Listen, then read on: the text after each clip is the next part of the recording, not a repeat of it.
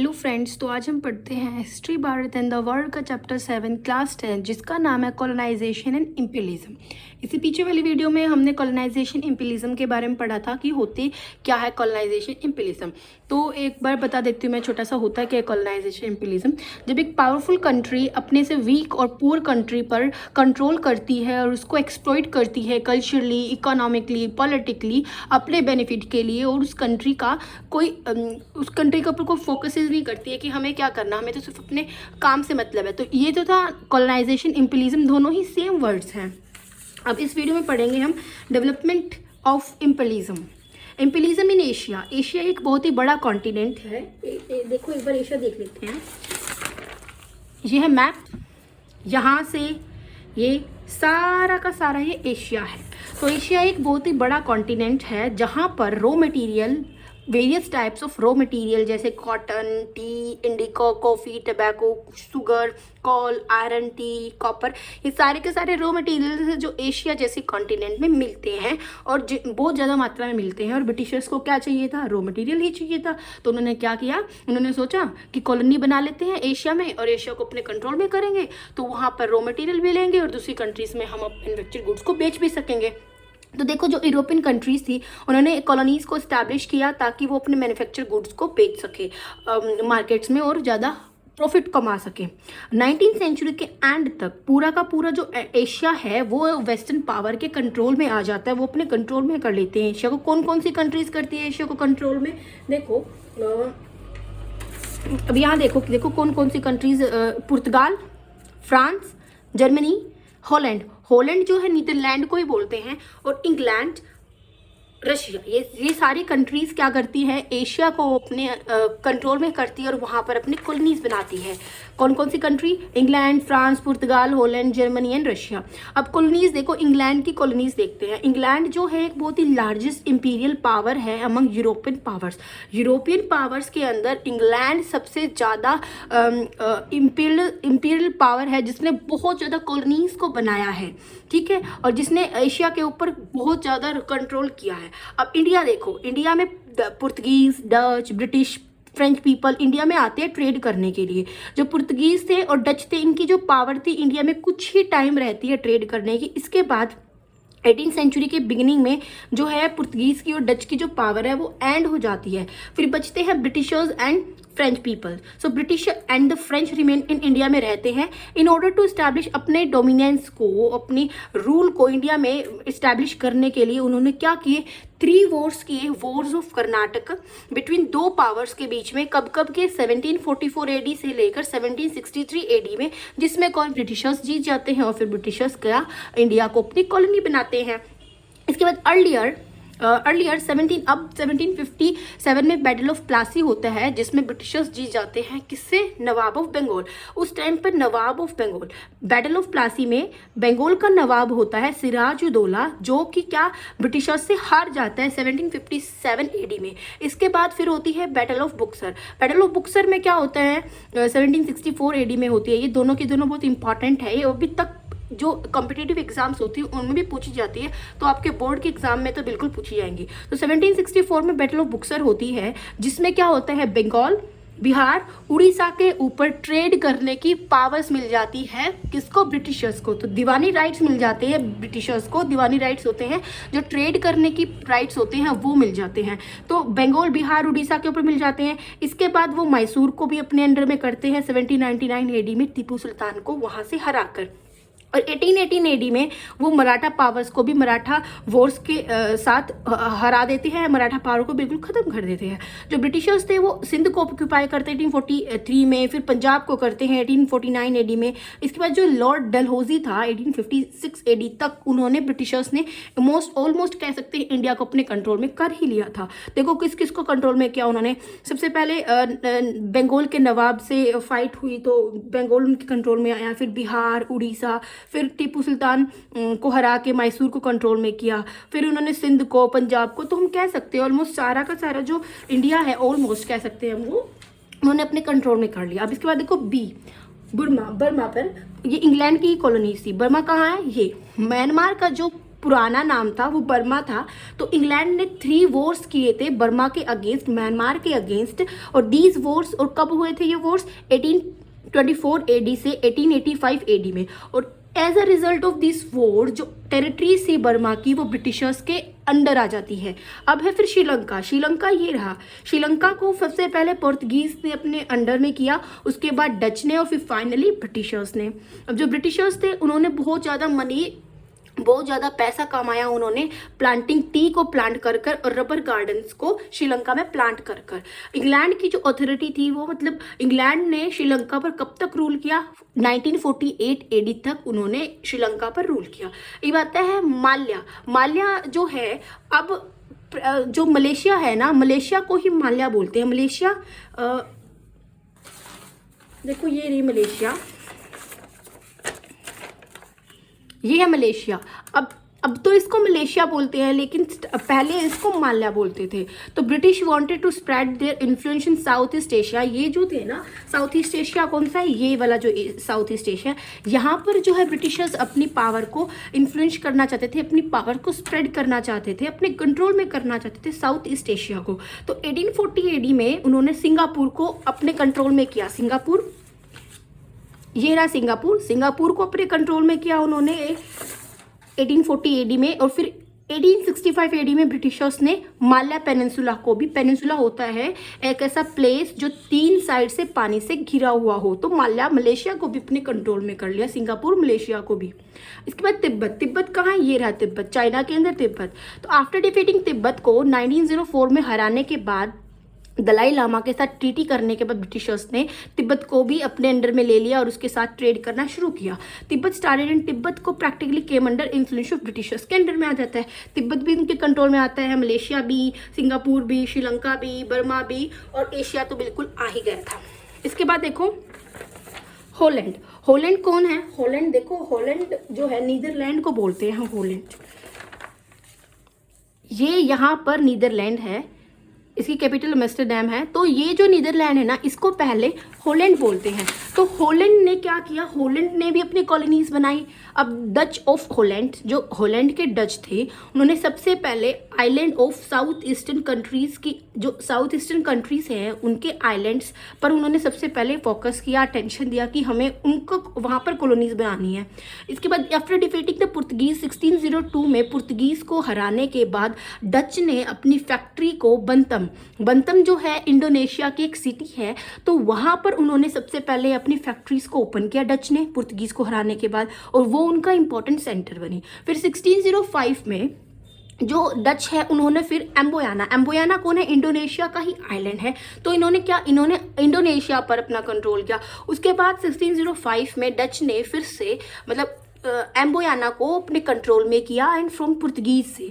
मतलब इन्होंने क्या किया, डच ने पुर्तगीज को हराकर पुर्तगीज ने जहाँ पर कंट्रोल किया हुआ था ना, वो अपने कंट्रोल में कर लिया। जैसे बंतम को किया, उसके बाद एम्बोयाना को किया फ्रॉम पुर्तगीज, और अपने इंक्रीज देयर इन्फ्लुएंस। अब 1619 एडी में उन्होंने क्या किया, ऑल्सो कंकर जकार्ता आइलैंड्स हैं यहाँ पर देखो, ये रही जकार्ता आइलैंड्स, ये है इंडोनेशिया। इसको पहले कंट्रोल में किया पुर्तगीज से लेकर, पुर्तगीज को हरा के अपने कंट्रोल में किया। और इसके बाद फिर जकार्ता, ये रहा जकार्ता, और जकार्ता को अपने कंट्रोल में किया, और जकार्ता की कैपिटल बनाई इन्होंने बाताविया, इसकी कैपिटल बनाई। इसके बाद डच ने control of Java, Sumatra, Borneo. देखो ये रहा जावा, ये रहा सुमात्रा आइलैंड्स, ये रहा जावा आइलैंड्स, और इनको अपने कंट्रोल में कर लिया डच ने। इस बार 1641 एडी में डच ऑल्सो एक्वायर्ड मलाका ये मलेशिया की सिटी है, उसको भी अपने कंट्रोल में किया पुर्तगीज से। मतलब कि जो डच थे ना, उन्होंने सारी ही चीज़ों को, मतलब जो पुर्तगीज ने कंट्रोल में कर रखी थी उनको हराकर अब पुर्तगीज की सारी चीज़ों को, सारे प्लेसेस को, आइलैंड्स को उन्होंने अपने कंट्रोल में कर लिया डच ने। इस as a result Holland influence on islands of hot spices increase greatly. So Netherland, मतलब हॉलैंड ने किस किस को कंट्रोल में किया? बंतम को, एम्बोयाना को, जकार्ता को, जावा, सुमात्रा, बोर्नियो, मलाका, ये सारी चीज़ों को नीदरलैंड या हॉलैंड ने अपने कंट्रोल में किया।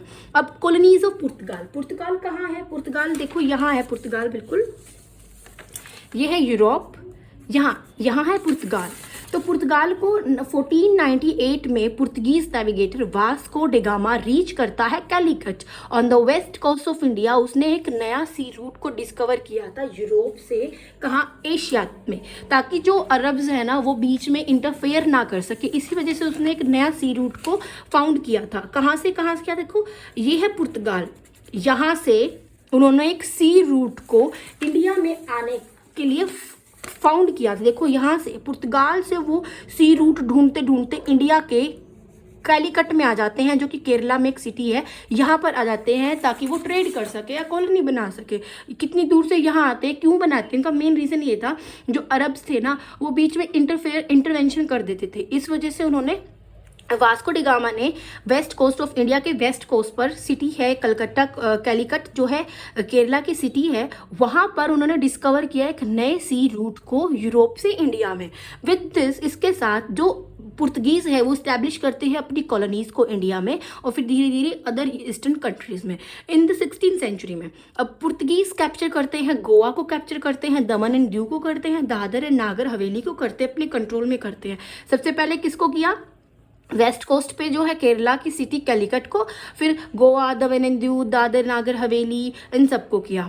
अब apart from this Portuguese also, Portuguese जो है ताइमर इन साउथ ईस्ट एशिया में ताइमर है उसको भी कंट्रोल करते हैं, और मलाकाओ आइलैंड्स नियर चाइना के आसपास जो है मलाकाओ आइलैंड्स है उनको भी करते हैं। ताइमर देखो, ये रहा ताइमर, इसको कंट्रोल में करते हैं।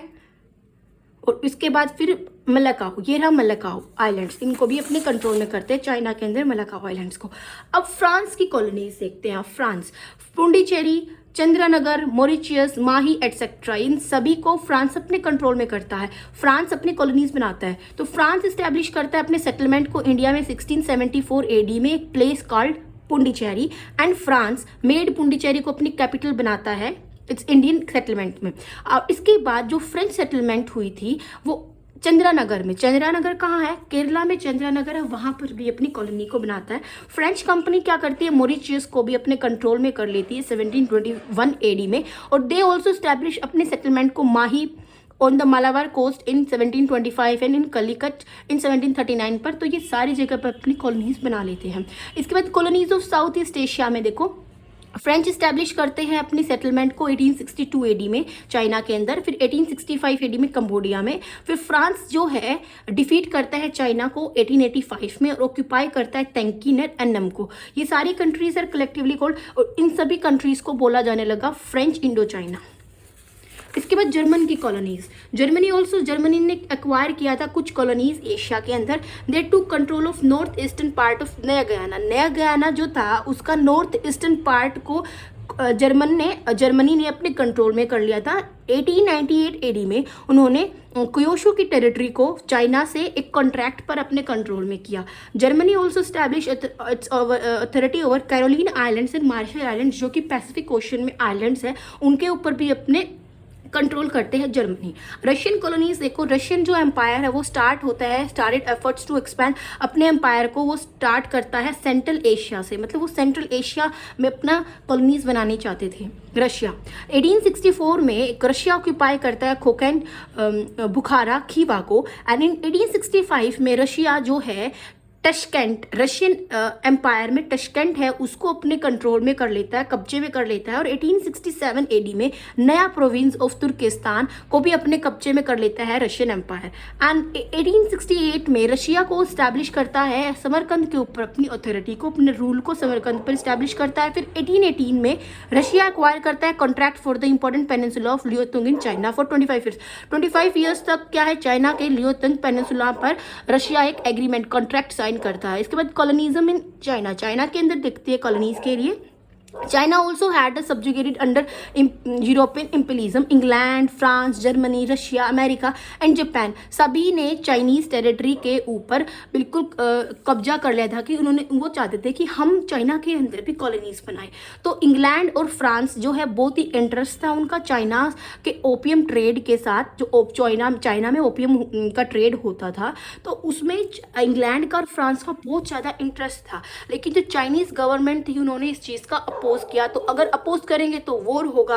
तो फिर एक वॉर हुआ चाइना के अगेंस्ट, जिसमें चाइना हार जाता है टू ओपियम वॉर्स में, जो कि 1839 एडी से 1842 एडी और 1854 से 1858 एडी में जो वॉर्स हुए, 2 वॉर्स हुए थे ओपियम वॉर्स, जिसमें चाइना हार गया तो अब उसको ट्रेड करना पड़ेगा। अब इसी के कारण चाइना में पहले तो 5 पोर्ट्स और फिर बाद में 9 पोर्ट्स जो है फॉरेन ट्रेड, विदेश में ट्रेड करने के लिए पहले 5, फिर बाद में 9 पोर्ट्स जो है खोले गए वहाँ पर। और इंग्लिश राइट्स और हांगकांग के ऊपर भी जो है उसके ऊपर भी फ्रांस ने एंड इंग्लैंड ने बिल्कुल अपना रूल कंट्रोल कर लिया। अब इस चीज़ का एडवांटेज उठाकर, चाइना की जो वीकनेस है उसका एडवांटेज उठाकर अदर यूरोपियन कंट्रीज, अब जब 2 कंट्रीज यहाँ पर आकर बिल्कुल रूल कर रही है तो और भी कंट्रीज भी चाहेंगे कि हम भी यहाँ पर आकर रूल करें। तो अमेरिका और जापान ने भी यहाँ पर आए यहाँ पर चाइना के ऊपर अपना इन्फ्लुएंस दिखाया, इन्होंने इंक्रीज किया।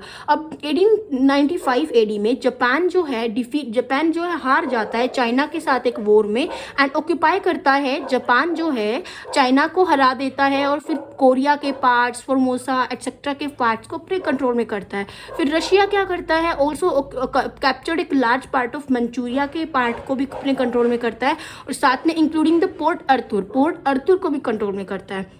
जर्मनी क्या करता है, took possession of Kyushu in 1897 AD में जर्मनी क्यूशू को अपने कंट्रोल में करता है और 1898 में फ्रांस कैप्चर करता है province of Wengshu and in the same year the British took be under their control.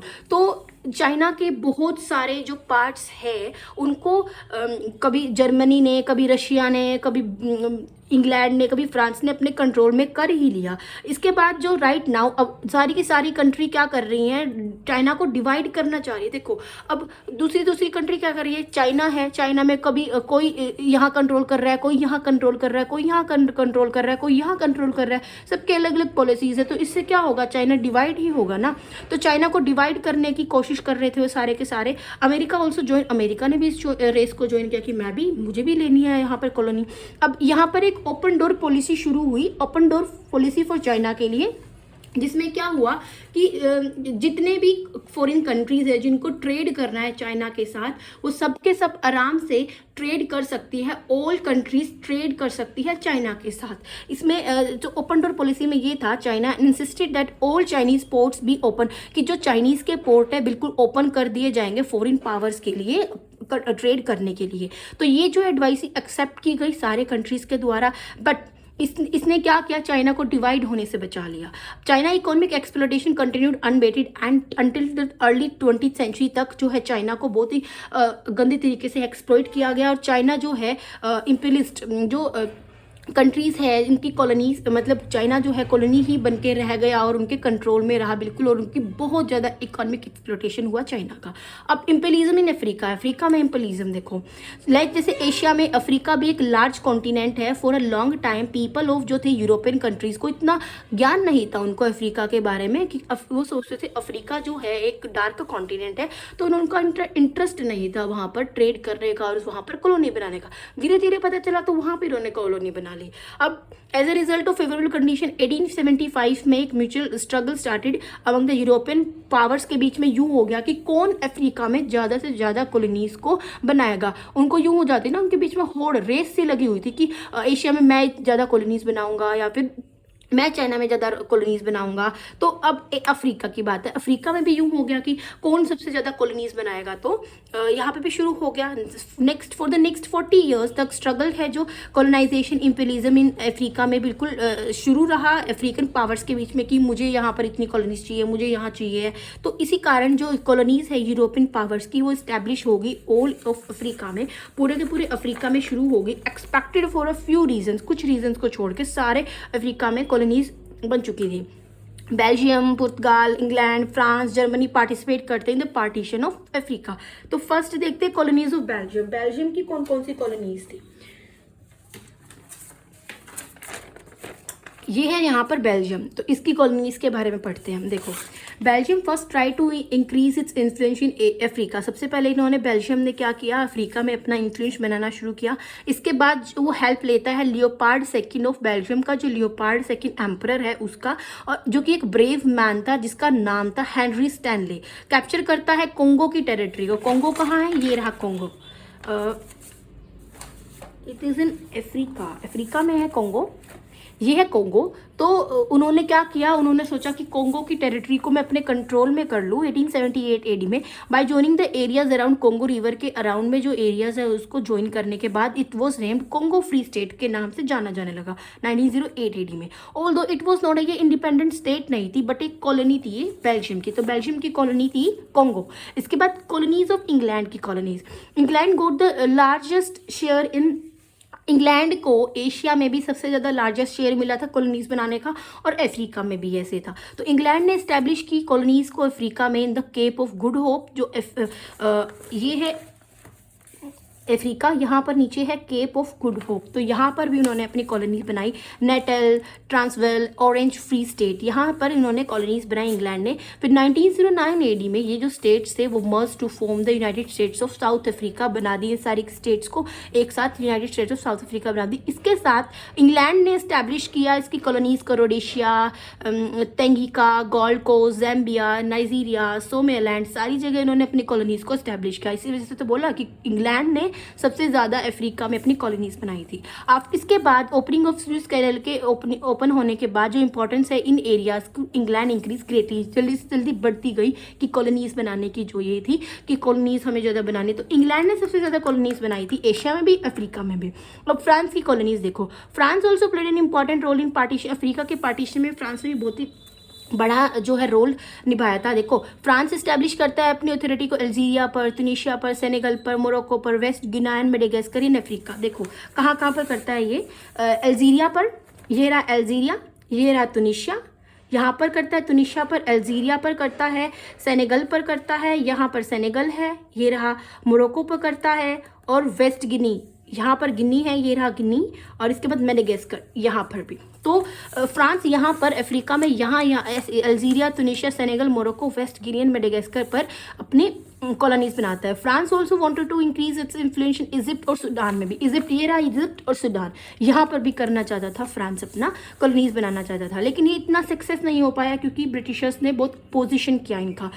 Colonies of Portugal, Portugal की colonies, Belgium annex the coast, जैसे बेल्जियम ने कोंगो को अपने कब्जे में किया था, Portugal acquired the settlement of Angola in south of Congo, Congo के साउथ में अंगोला है, तो पुर्तगाल ने क्या किया, अंगोला को एक्वायर किया। कहाँ है अंगोला, देखो कोंगो को किया था उन्होंने तो कोंगो को किया, लेकिन ये रहा अंगोला, पुर्तगाल ने अंगोला को अपने कंट्रोल में किया, अंगोला पर कॉलोनी बनाई। Portugal also easily annexed Mozambique and its adjoining territories of south east of Africa, उन्होंने मोज़ेम्बिक को भी अपने कंट्रोल में किया, ये रहा मोज़ेम्बिक। तो पुर्तगाल ने अंगोला को और मोज़ेम्बिक को कंट्रोल में किया, बेल्जियम ने कोंगो को किया था। इसके बाद देखो जो टेरिटरीज एंड दिस कॉलोनी, और इस कॉलोनी को बोले जाने लगा पुर्तगाल ईस्ट अफ्रीका, जहाँ पर भी देखो जो कंट्री जिसको भी कॉलोनी बनाती तो आगे उनका नाम रख के जो जिस पोजीशन में या जिस डायरेक्शन में वो प्लेस है उसके पीछे उसका नाम रख देते हैं कि ईस्ट एशिया में है तो पुर्तगीज ईस्ट एशिया। अब कॉलोनीज ऑफ जर्मनी की कॉलोनीज, ऑल्दो जो जर्मन चांसलर बिस्मार्क वो इनिशियली अगेंस्ट ये जो कॉलोनाइजेशन था ना, इस जर्मन का जो चांसलर था बिस्मार्क वो बिल्कुल अगेंस्ट था इस्टेब्लिशमेंट ऑफ कॉलोनाइजेशन के लिए। इसके बाद उसको फोर्स किया गया जर्मन पैट्रियोट्स ने, इंडस्ट्रियलिस्ट ने, बिजनेसमैन ने जर्मनी ने भी कॉलोनाइजेशन के लिए रेस में बिल्कुल इन्होंने भी भाग लिया। मतलब कि ये जो जर्मन चांसलर थे बिस्मार्क, इन्होंने ये बिल्कुल भी इनको अच्छी नहीं लगी ये जो पॉलिसी थी कि कॉलोनाइजेशन बना ली, कॉलोनी बना ली, लेकिन लोगों ने इसको फोर्स किया तो ये भी इन्होंने भी कॉलोनीज बनाना शुरू किया। तो इन 1883 में जर्मनी एक्वायर करता है सम टेरिटरीज, साउथ एशिया की कुछ टेरिटरीज को एक्वायर करता है जर्मनी और फिर अपनी कॉलोनी बनाता है, जिसको बाद में बोला जाने लगा which came to be known as German South Africa. देखो आगे नाम फिर साउथ अफ्रीका। इसके बाद जर्मनी ने टूक द टेरिटरीज टोगोलैंड और कैमरून की, वेस्ट अफ्रीका में टोगोलैंड है और दूसरा कौन सा है कैमरून है, इसको भी अपने कंट्रोल में किया। ईस्ट अफ्रीका में जर्मनी ने एक large acquire Zanzibar and its surrounding which came to be known as German East Africa. अब देखो साउथ अफ्रीका में किया तो जर्मन साउथ अफ्रीका, ईस्ट में किया तो जर्मन ईस्ट अफ्रीका। इसके बाद कॉलोनीज ऑफ इटली, इटली की कॉलोनीज, इटली ने एरिट्रिया, सोमालैंड, लिबिया इन अफ्रीका। देखो इटली ने कौन कौन सो किस किस को, लिबिया ये रहा लिब्या, इसकी कैपिटल त्रिपोली। तो लिब्या को अपने कंट्रोल में किया इटली ने, और एरिट्रिया को किया, ये रहा एरिट्रिया सोमालैंड को। तो इन्होंने एरिट्रिया, सोमालैंड, लिब्या को जो अफ्रीका में है उसको अपने कंट्रोल में किया इटली ने। ये अपनी अथॉरिटी को इंक्रीज करना चाहता था, ये जो अफ्रीका है इसमें और भी ज़्यादा ये कॉलोनीज बनाना चाहता था। But as a result of defeat from एबनीशिया से हारने के बाद Italy expansion in Africa country जो है लिमिटेड हो गया। इसके बाद although after a war with Turkey के साथ वॉर के बाद इटली की जो अथॉरिटी है त्रिपोली की वो भी इस्टेब्लिश होगी 1912-80 में। तो आज हमने इम्पीरियलिज्म की डेवलपमेंट के बारे में पढ़ा है कि क्या कुछ कौन कौन से किस कंट्री ने ज़्यादा कॉलोनी बनाई है। तो इंग्लैंड ने एशिया एंड अफ्रीका दोनों में ही सबसे ज़्यादा कॉलोनीज बनाई है। और आज इस चैप्टर में यही, इससे नेक्स्ट वीडियो में हम इम्पैक्ट के बारे में पढ़ेंगे कि इम्पैक्ट क्या पड़ा इम्पीरियलिज्म का कंट्रीज़ के ऊपर। चैनल को सब्सक्राइब करना ना भूलें, वीडियो को लाइक और शेयर जरूर करें। Thank you.